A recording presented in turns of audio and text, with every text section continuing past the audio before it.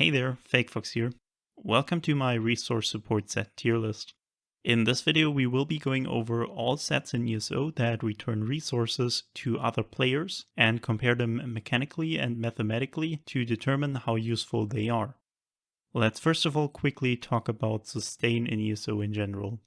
On one hand, resource support is potentially very impactful, as having enough resources to cast skills is obviously essential to dealing any relevant amount of damage, and the same goes for defensive actions such as blocking, dodging as well.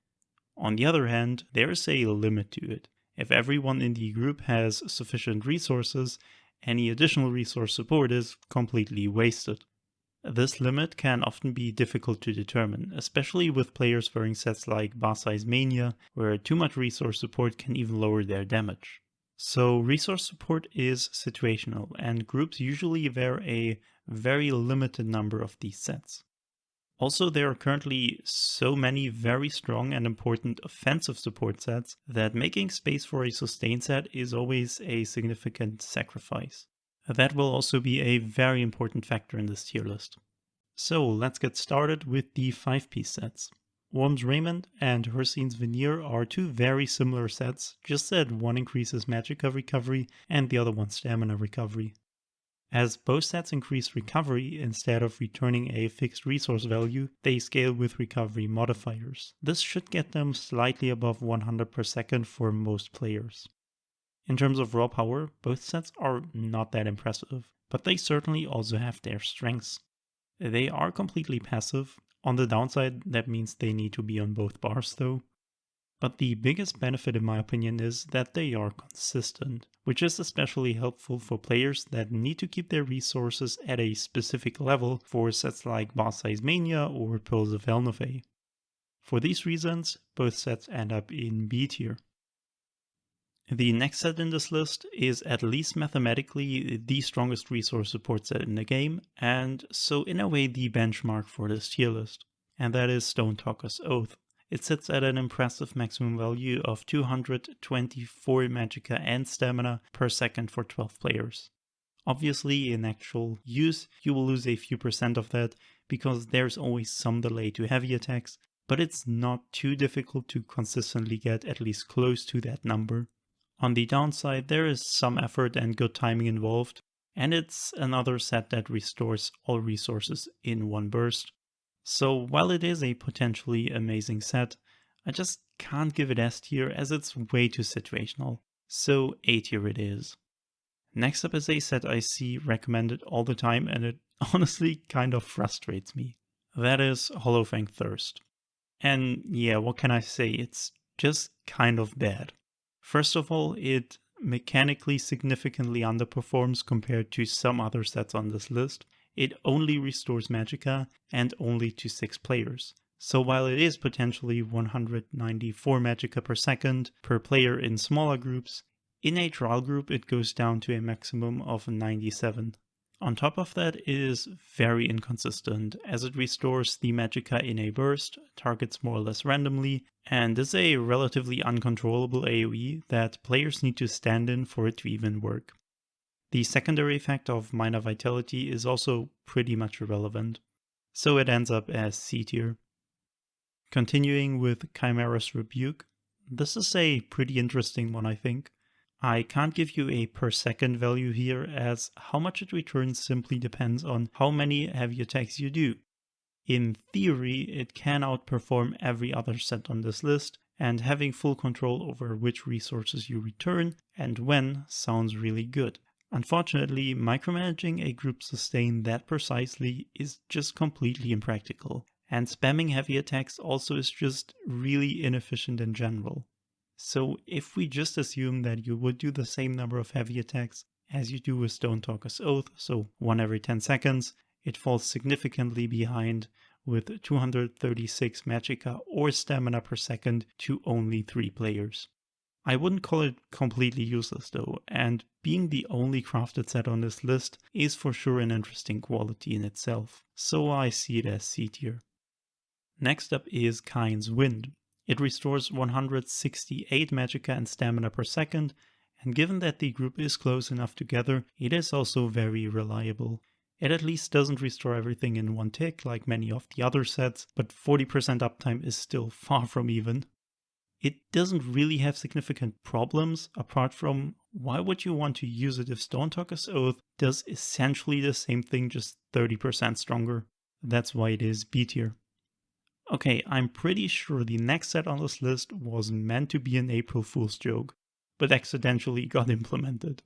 Eye of Naventas is a complete mess. I'm not even going to bother with calculations here, as the value is just a complete dice roll. It can theoretically be slightly above Worm and Herseens, while also affecting both resources. However, like I already explained, the value of cost reduction in itself is already somewhat inconsistent.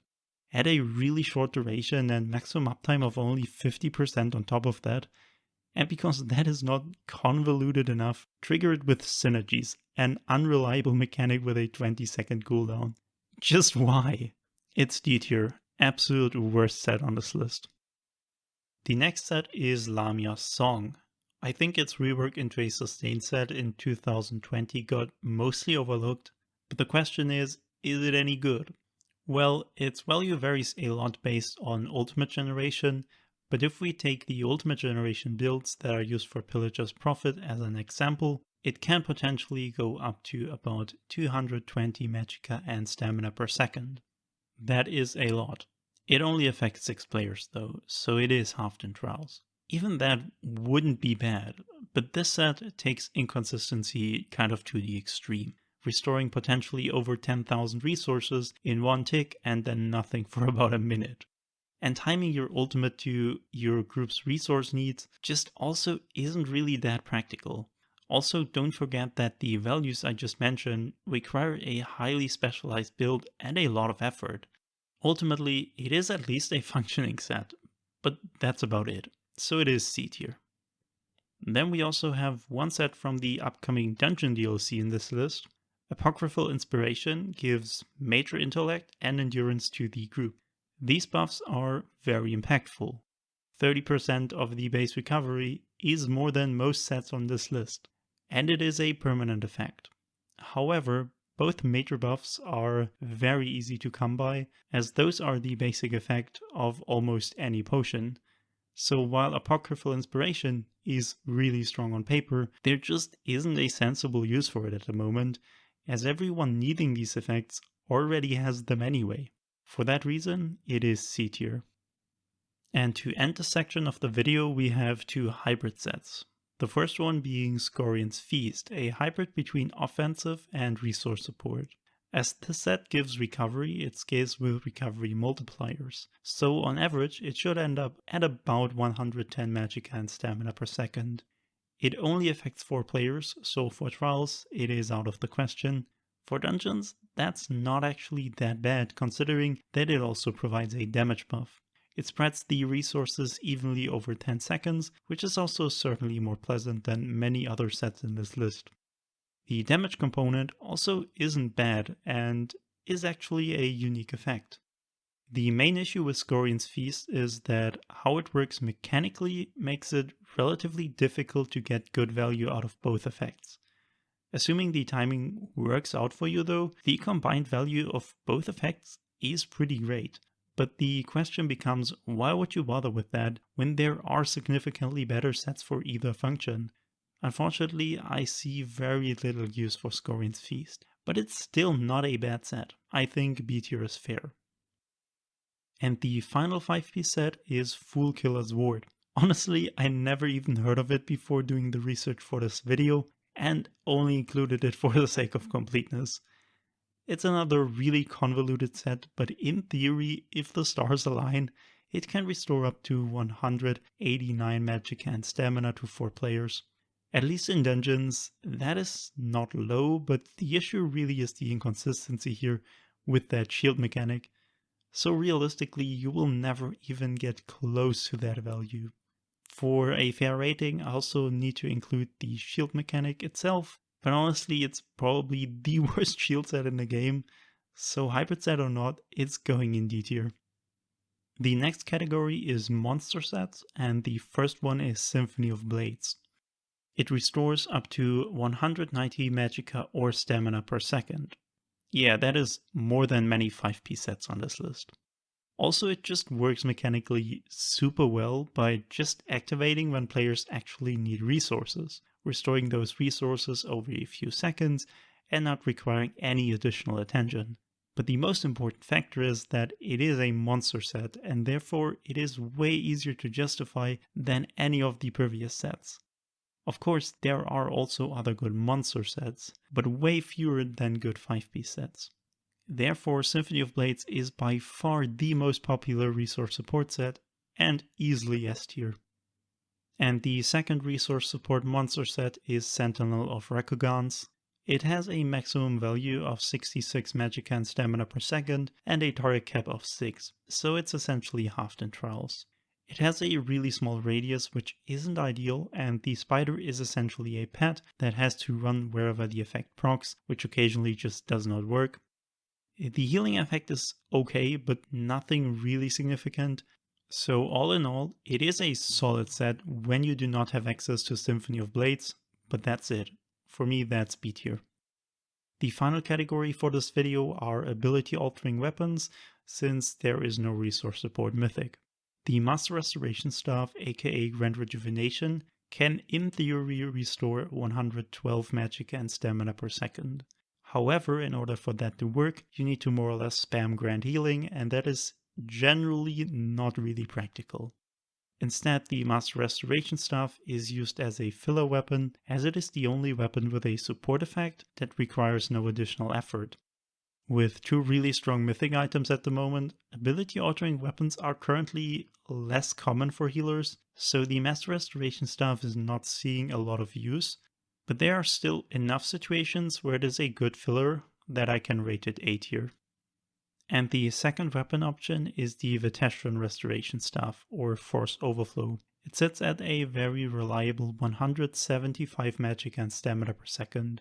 For just 2 item slots, that is kind of insane. Nevertheless, this weapon is almost never used. It only works in encounters with a tightly stacked group that does need additional resources, and then there is a certain amount of additional effort involved. You need to use Force Siphon, an ability that has otherwise no function in most content, and use it every 10 seconds, significantly more often than you otherwise would. If we would need to maximize sustain, I think the Veteran Staff would be really good. However, we don't need to do that at all. In fact, we usually barely need any resource support sets. Because of that, the downsides of this weapon are currently just not really worth it. I will rate it as B tier. And that is it. All resource support sets in ESO in a tier list. I hope you had fun and also got some useful information out of it. I'm planning to also do tier lists for other set types, so stay tuned for more,